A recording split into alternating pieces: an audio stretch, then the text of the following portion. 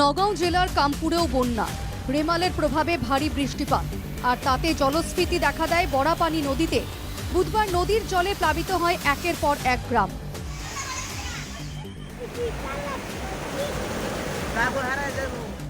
স্থানীয় সূত্রে জানা গিয়েছে, কার্বি-লংপি জলবিদ্যুৎ প্রকল্প থেকে ছেড়ে দেওয়া হয়েছিল অতিরিক্ত জল, ফলে কপিলী ও বড়াপানি নদীতে দেখা দেয় জলস্ফীতি। 24 ঘন্টার মধ্যেই ভেসে যায় বিস্তীর্ণ এলাকা।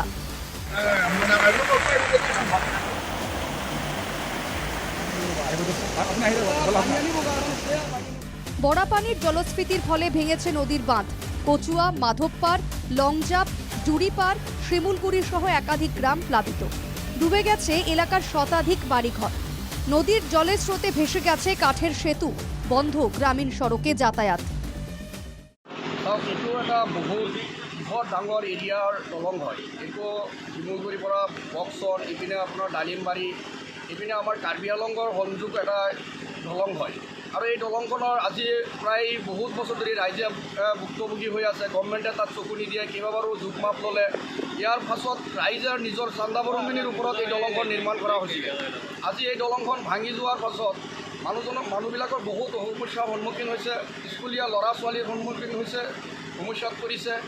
এদিকে ভারী বৃষ্টিপাতের ফলে ফুঁসছে ব্রহ্মপুত্র। বিপদ সীমার নিচে থাকলেও দ্রুত বাড়ছে ব্রহ্মপুত্রের জলস্তর। यही दो दिन से बारिश होने के कारण ये ब्रह्मपुत्र का पानी ज़्यादा हो गया है, तो ऐसा बारिश होने से और खतरा हो सकता है।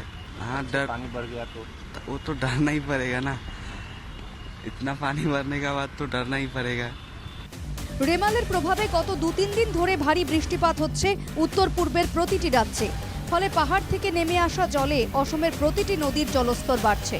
বর্ষার আগে এভাবে প্রতিটি নদীতে জলস্ফীতিতে শঙ্কিত নিচু এলাকার মানুষ।